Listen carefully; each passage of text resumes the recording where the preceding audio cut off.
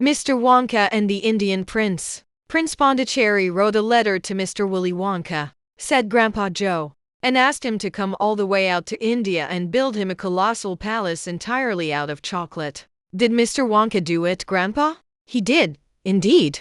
And what a palace it was. It had 100 rooms, and everything was made of either dark or light chocolate. The bricks were chocolate, and the cement holding them together was chocolate, and the windows were chocolate, and all the walls and ceilings were made of chocolate. So were the carpets and the pictures and the furniture and the beds. And when you turned on the taps in the bathroom, hot chocolate came pouring out. When it was all finished, Mr. Wonka said to Prince Pondicherry, "I warn you though, it won't last very long, so you'd better start eating it right away." "Nonsense!" shouted the prince. "I'm not going to eat my palace. I'm not even going to nibble the staircase or lick the walls. I'm going to live in it." But Mr. Wonka was right, of course, because soon after this, there came a very hot day with a boiling sun, and the whole palace began to melt. And then it sank slowly to the ground, and the crazy prince, who was dozing in the living room at the time, woke up to find himself swimming around in a huge brown sticky lake of chocolate.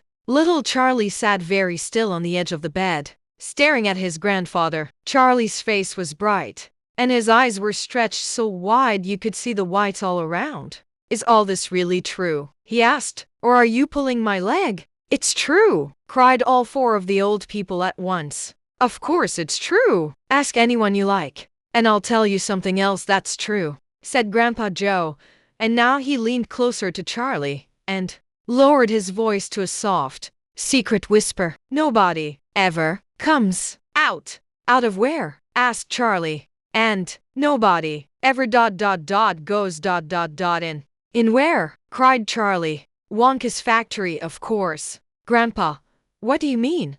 "I mean workers, Charlie." "Workers?"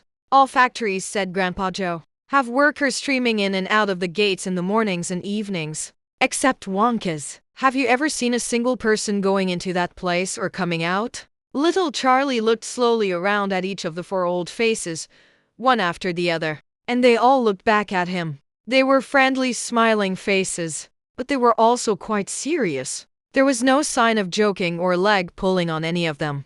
"Well, have you?" asked Grandpa Joe.